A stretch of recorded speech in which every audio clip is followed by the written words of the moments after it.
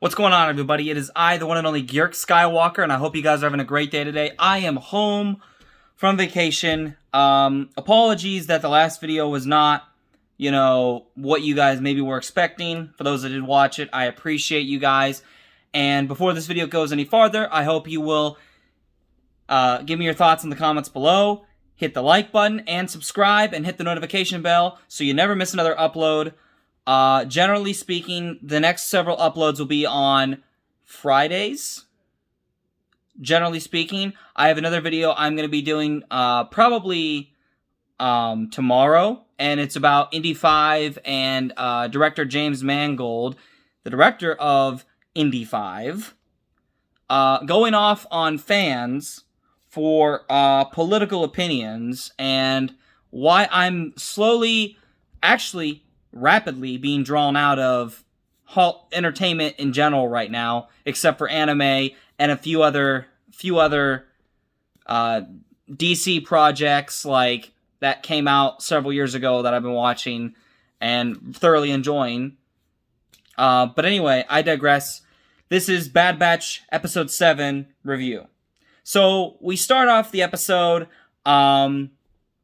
with the Bad Batch and Omega, of course, who's a part of it now, as they are fleeing a planet and they are getting shot at by what we later find out in this very beginning of the episode to be known as Rokai, which they stole this lizard armadillo-like alien creature that, whether it's being used as a pet, we don't know. All we know is that the Trandoshan female Sid, who the Bad Batch are working for and getting 30% cuts of the payments for completing the missions that she gets, that they complete properly. So they're so Hunter's in the gun, he's gunning them down, and Wrecker hits his head because the lizard, the ship goes sideways, the lizard breaks out of its cage and jumps on his face. Wrecker starts freaking out, telling them to get it off his face. He runs into something, hits his head, and falls down, and then Omega secures it by jumping on it with the cage and getting it in the cage successfully and holding it until they can get to light speed. They get to light speed, they get back to Ord Mantell, which is where Sid, the Trandoshan female, is located. And when they get there, there's a hooded figure sitting in the background. Now, we don't know who it is at this point in the episode. People obviously, I'm sure, immediately you start speculating, who could this possibly be? What special guest is this? Is this Obi-Wan? Is this Rex? Is this some other Shadow Empire-esque type thing? You don't know. You can only assume and make theories up at this point.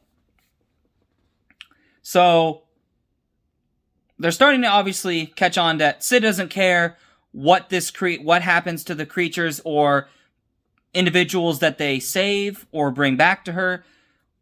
All she cares about is that she gets paid, and then she goes, "You're catching on," and that also means you get paid too. Now, then Hunter looks at Wrecker and Omega, who are looking very, very happy, and he's like, "What are you guys up to?" And Wrecker's like, "It's a tradition, we can't break it. Come on." It makes the kid happy. He says, "Alright, fine, make it quick." So they go off. You don't know where they go off. They go back and talk to Sid. Hunter does. And apparently, they only get a smaller portion of the cut than normally, which is normally for them 30%, and she gets 70%. But then she's like, "You owe me for a lot of this stuff," and he's like, "Let me see the schematics." He picks up the basically the equivalent of the iPad in this universe, which is more advanced than the iPad. It's like a detailed schematic of all that they owe her, and basically they owe her in gear, weapons, rations, supplies in general, and 20 cartons of Mantell mix. And you wonder what the heck is Mantell mix? Well, basically, it's Star Wars' version of popcorn. So, you cut back to Wrecker and Omega. They're getting Mantell mix. And the Pantoran, who is on the planet, the Pantorans are the blue people of this universe. And they were created, obviously, by George Lucas. And George Lucas, in Revenge of the Sith, cameoed, along with his daughter, Kate, as Governor Papanoia. That's who his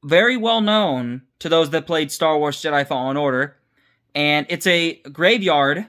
It's a Star Destroyer graveyard known as Bracca, which is, if you don't know what that is, in the game Jedi Fallen Order, the main character you play as, Cal Kestis, works there in the events of the year 14 BBY, because it's 5 years after Revenge of the Sith, after he survived Order 66 and had watched his master die in front of him, Master Taro Japal, who is the same species as, now he's leaving my name, but he's from Star Wars Rebels, Zeb. He's the same species as Zeb, from Star Wars Rebels. It was Cal Kestis' master. After he died, Cal obviously fled and crash-landed on Bracca, and eventually he started working for the Scrapper Guild, where they would scrap Star Destroyers and Venator-class Republic ships, and anything Republic, because the Empire was now there. And obviously the Scrapper Guild is in league with the Empire, and they're under the control of the Empire, because now the people that did do scrapping, as Cal's friend mentions, when he defies the Empire and the two Inquisitors that are looking for a Force user, who is technically Cal, because they sensed it, Force-sensitive report. They basically, he says that they are not paying them as much as they used to, and pretty much says the Empire treats us like crap now. And with the Republic, we were getting paid so much more. Now our pays are cut, and we're not treated like we even matter. We're just treated like we're disposable garbage, pretty much. So they get on Bracca, they meet Rex, and Rex says, "You see that ship right there, that Jedi cruiser right there? My inhibitor chip was removed on a Star Destroyer, on a Venator class ship, Jedi. I guess they call Jedi cruisers what they called them, Jedi cruiser, just like that one right there." Of course, we saw that if you have watched Clone Wars Season 7, Ahsoka manages to get Rex's chip out of his head through the surgery in the medical bay on the Jedi cruiser, which is the Republic Venator ship that becomes, in the Empire era, known as the Imperial Star Destroyer. And all the Venators that were from the Clone Wars get caught up on Bracca, and also other planets, I believe, like Corellia, and there's a couple other ones, but the main one that we see in this new canon is in Jedi Fallen Order, which is the planet Bracca. So it's kind of cool to see things connect in this new canon. Not including the sequels, because I don't care about that era. That era is not canon to me. But if it's canon to you, that's awesome. That's great. I'm glad you guys enjoy it. For those that do, really, I'm happy you do. Anyway, so Rex tells them we have to get to there, and Wrecker goes, "Well, why did we land over here?" And then Rex tells them all to get down, because the Scrapper Guild is flying above all the broken down ships already. And Rex goes, "That's why we can't land there, because the Scrapper Guild, which is in league with the Empire," he doesn't say that they're leaving the Empire, but they basically are, because we find that out in Jedi Fallen Order, and you'll find that out at the end of the episode too, which I'll get to that when we get there. But Rex says, "Okay, we're going to go this way." So they make their way towards it, and eventually they get to the remains of this Jedi Cruiser Republic class Venator destroyer ship, capital ship. They get there, and Rex does not see a way out of across this ledge, so he says, "Wrecker, throw that electrical line across." Almost dropped my phone there. Wrecker goes, "Why? What are you going to do with it?" They're going to use it as a tightrope, and all the other members of the team make it across, including Rex and Omega. And they say, "Okay, Wrecker, your turn." Wrecker, of course, being afraid of heights, is like, No, I'm good. I want nothing to do with that." Omega believes in her friend, and she says that you can do it, just hold on tight. Wrecker gets on there, but because of his extreme extra height and weight, he starts to pull the line down, and he thinks about to fall, and then it stops in midair, and he goes, "That was close." Then it descends all the way down close to the water pit below, and they ask him if he's okay. He says it smells bad, and next thing you know, a tentacled creature pulls him under, and they're trying to get him out. And that tentacled creature has been confirmed by the Star Wars Bad Batch subtitles as a Dianoga. It is a species form of Dianoga. If you don't know what a Dianoga is, It's the creature in Episode 4, New Hope, in the Death Star trash compactor that pulls Luke Skywalker under and almost drowns him in the stormtrooper armor that he's in. And then he comes up because he knew the creature lets go of him because he knew that it knew that the trash compactor was about to come in on them. Yeah, so that's the same creature that's pulling, the same creature that pulled Luke Skywalker under is trying to pull him under. Now, it's not the same Dianoga from the Death Star in A New Hope, but it's a different form of Dianoga, and it's also a much bigger one, because in A New Hope, they only had so much technology back then. Even with the original Special Edition, they still don't show that much, other than a tentacle or two, and then an eye. That's about all they show. In this one, you see the entire thing. It's kind of like an octopus cephalopod type thing, mouth type thing. That's kind of what its mouth is like. But there's obviously more tentacles than there was when they made A New Hope, either the original theatrical version or the special edition version. There's just so much more. So they start shooting at the creature. They get Wrecker out of the way because he obviously pushes himself out of the creature's mouth because he has super strength. Rex and the other Bad Batch members, they open fire on the Dianoga, and it descends back into the water after being wounded. They pull Wrecker up, and he asks Rex, "What is that?" Rex goes, "Well, I don't know, but I bet you missed battling clankers, don't you?" And Wrecker goes, "Yeah, it was a lot easier than this." And, that was pretty much their purpose, was to defeat battle droids and to win the war. And it's them finding their new meaning in this galaxy, and I really like these themes of, that's what we love to do, that was our purpose, now we're trying to find this new purpose, and trying to keep this girl safe, this kid safe, and we're trying to keep each other safe. I like this idea that continues in Star Wars with family. It's really, really cool, and I really like the dynamics that we're seeing with the family. Especially with the clones being, referring to every one of them as each other's brothers. All of the clones, and I think that's really cool. And that's something the Bad Batch still has compared to all the other clones who have fallen under the order of Order 66. They had their inhibitor chips activated. Now they're pretty much like mindless monsters. I guarantee you they don't have the same brotherhood and love they had for each other that they did before the Order 66 was issued. So anyway, they get to the medical bay finally.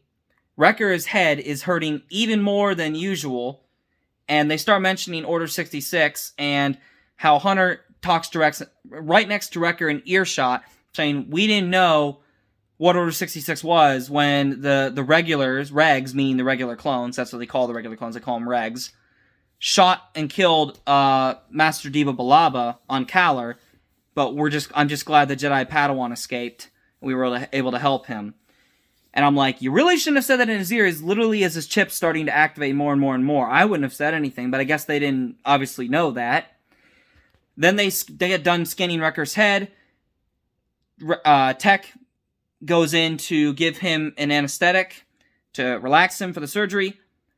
Wrecker grabs his arm, opens his eyes, and then with his other arm, grabs him by the neck. You hear the classic Darth Vader choking effect of almost near breaking Tech's neck.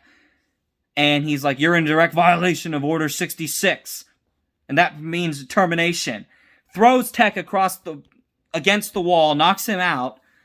Rex gets his pistol out, or blaster pistol out, tries to shoot a stun blast at Wrecker, gets it knocked out of his hand and gets punched back. Hunter and Echo grab Omega, and they tell her to stay with Tech, and we'll take care, basically saying we're going to take care of Wrecker.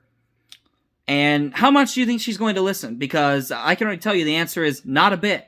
Because while they're getting wrecked by Wrecker, no pun intended, Rex tries to shoot him with the stun blast, while Echo tries to hit and knock out Wrecker with a oxygen canister, which was on the ship. Tries to knock him out, silly. Wrecker grabs Echo, throws him into the stun blast that Rex shoots, and then Echo falls on Rex, knocking them out for a time. Then Hunter tries to do the same thing that Echo did, by grabbing a different oxygen canister and starts repeatedly whacking Wrecker across the face, knocking his helmet off. Then it's just too much for Hunter, and then Wrecker grabs Hunter and says, "You're to be terminated now, not later." And Hunter's pretty much gasping for dear life. Then you hear a blaster shot, and you see behind you, it's Omega with Wrecker's DC-15 SMG modded blaster. And she tells him to stop. She tells Wrecker to stop and tells him that she's his friend. He chases her. She crawls under this little crevice here to get this little crevice near the med bay to, that he can't reach. He barely misses her. She hides. Then she makes a breath while Wrecker's opens up the door by force. And he looks for her. And then eventually, the breathing he hears, he finds her. He's about to shoot her. And she's like, "I'm your friend. Please don't do this." And I felt really bad there for her. Because, again, they could have done this either way. Wrecker then repeats the line, "Good soldiers follow orders." But before he can blast and kill Omega, a blaster stun hits him and knocks him out unconscious, and it pans over to it coming from our beloved Captain Rex. So, again, I felt really bad for her because it could have gone either way, guys. They could have done that. They definitely could have gone the darker route. I would not have expected it, or heck, they could have had it where Rex used it like a vicious blaster bolt and ended Wrecker right there. You never know. They could have easily done that. But I'm happy with the outcome. I'm glad that happened. And then, of course, they get the chip out of Wrecker, but he's in an unconscious coma. Rex tells Hunter, "Why don't you take Omega topside and get some air? It might be a while." Omega says, "No, I'm staying here with my friend." And I love the loyalty she has to her new family. And the innocent love that she has as a child. And I feel like as adults, we sometimes tend to lose sight of that kind of love. And the innocence of a child, because we, as we get older, learn that this world is not so innocent. It is very dark. It's a very cruel, disgusting, vile, horrible place. But there's bright lights and hope in this dark world that we live in. Eventually, Wrecker wakes up and asks Omega why the long face. Everyone rejoices, and Tech, of course, in his own way, says, "Congrats, I'm glad you're alive." Says, "You made it." It's just, "You made it," in his monotone way. Rex goes, "All right, that's one chip down, 3 to go. Who's next?" Then it pans to Tech rubbing his bandage, as, of course, him, and I believe Echo and Hunter, because even though Echo's chip was damaged by all the experimentation he went under by the Techno Union, which was a part of the Separatists, by the way. Even though it was damaged, they obviously didn't want to take the risk, because Echo actually touches his head with his human hand, his flesh hand that he still has, and talks to Wrecker and Tech, who have their chips out too. I don't know if Hunter got his out, because we didn't see a bandage on his, so if he did, we're probably not going to see the bandage because his hair's so long. He basically looks like Sylvester Stallone Rambo. Rex is talking to someone outside on the comms, and he says, "Yeah, I'll be there soon." And we don't know who it is. It could be Gregor, it could be Trace and Rafa, could be Senator Organa, could be Ahsoka, could be whoever. I don't know. I'm hoping it's someone really, really cool, though. That's what I'm hoping for. And that it makes sense to Star Wars canon. And Rebellion canon, too. So, Hunter comes out, and after hearing that last little conversation, he's like, I knew you were not out of the fight yet. And Rex is like, "Yeah, we gotta bring back the Republic. We gotta stand together." And Hunter's like, "The Republic's gone, Rex." And Rex says, "Not all of us. There's still those of us out there, like you and me, that make a difference." And Rex even says, "Again, you want to help us? We'd be glad to have you, and I'll be here to contact me if you need me." Hunter says, "Well, of course, Captain." And he says, "Hey, Captain, if you're ever in a bind, you know how to contact us, the Bad Batch." Rex fades off into the fog, and then we see hollow electro binoculars panning on Hunter, and then we realize it's from the Scrapper Guild, and of course they say the Bad Batch is here, or they're saying these runaway clones are here. Notify the Empire. And then it ends. But one other detail I forgot to say, when Omega first meets Rex in Sid's cantina slash place of work, I guess. Her office and all that's there too. Omega looks at Rex's face and she says, "You're a Generation 1 clone, aren't you?" And Rex goes, "How can you tell?" And Omega says, "I can see the lines on your face." And Rex is like, "Yeah, I guess I've been around for a while." And I thought that was really not cool that she's so perceptive of different things. And I don't think she's a Mary Sue or a Rey Skywalker, as people want to say. I don't think she's that. I just think she's a very special clone that we haven't quite found out what her abilities are. But obviously she's very perceptive, she's very intelligent, and she's a very useful clone. And I think if we get to see more than one season of her, and we see her grow up, obviously, I think she's going to have a much, much bigger role in everything that is to come in the Star Wars universe, in this new canon that we're in. Of course, as you guys know, my canon after Return of the Jedi is different from Disney's canon, which is the old expanded universe up to Cade Skywalker. So that would be the Heir to the Empire trilogy, all the way up to Cade Skywalker's final story, which came out in 2011, which was exactly a year until that was a year before George Lucas sold Disney Star Wars for $4 billion, which, again, that deal has been controversially discussed and debated about for many, many years now, especially after 2017's The Last Jedi, the most despicable Star Wars film, in my opinion, to ever be released, along with Rise of Skywalker. And, yeah.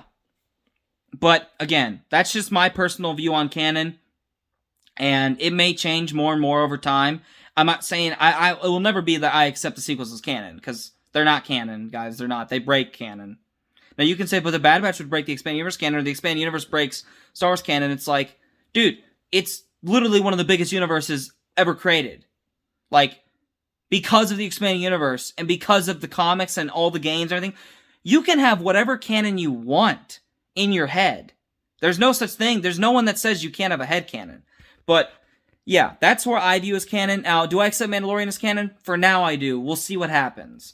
Mando 1 and 2 seasons 1 and 2 are canon for me. We'll see what happens. I don't know if Kenobi series will be canon or not. I want to, but here's the thing. They have to respect the character, they have to respect the lore, and they have to respect what came before. If they break the canon in any way with Kenobi, or they cuck the character or ruin the character, and mess with the story so much that it just ruins what George Lucas intended with 1 through 6 specifically, then I will not accept it as canon, and I will be done with Star Wars, because this is the last straw. To me, I don't care if anything else bad happens. I'm waiting for this. This is what I'm waiting for. But anyway, we'll see what happens when we get there. I digress. Episode 7, overall, for me, this was my favorite episode in the entire Bad Batch series so far. Second favorite episode would be the first episode, because there was just so much covered, and it was just such a great episode. Such a great starting point. I look forward to seeing these episodes every Friday, and obviously, as I've said, new uploads will be coming out every Friday, and or Saturday if I absolutely have to, but I'm aiming to do episode reviews of it on Fridays. This Tuesday, I am going to do, probably a video review of Luke Skywalker and the Shadows of Endor. Just a brief one. A bigger one will be coming in the later future, because that's my version of Episode 7. But anyway, Bad Batch Episode 7 so far. Episode 7, solid 10 out of 10 episode for me, in my opinion. I really like the dynamics. I love the themes. I love the dark grittiness that we saw with Wrecker being under the command of his inhibitor chip in Order 66 and almost killing Omega. And of course, I loved seeing the return of Captain Rex and the return of a planet in a video game I really, really enjoyed, which was Jedi Fallen Order and the planet of Bracca, where Cal Kestis begins his journey as regaining his Jedi role in the galaxy as one of the last Jedi in the galaxy. Anyway, guys, that's my episode 7 review. What did you guys think? Have you guys seen it yet? Do you even care? Do you guys think it was a good episode, bad episode? Are you not really sure yet? Let me know in the comments below. Once again, don't forget to hit the subscribe button. Really would help the channel, and I would really appreciate it. Make sure to hit a like and hit the notification bell so you never miss any uploads I upload on this channel. Once again, guys, thank you guys so much for watching. I'll see you next Friday for Bad Batch Episode 8 review. I will see you Monday, which is tomorrow, the June 14th, for a video topic we will be discussing regarding Indy 5 and its director, James Mangold, going off on fans for political opinions. And as always, guys, God bless, and remember, the Force will be with you, always.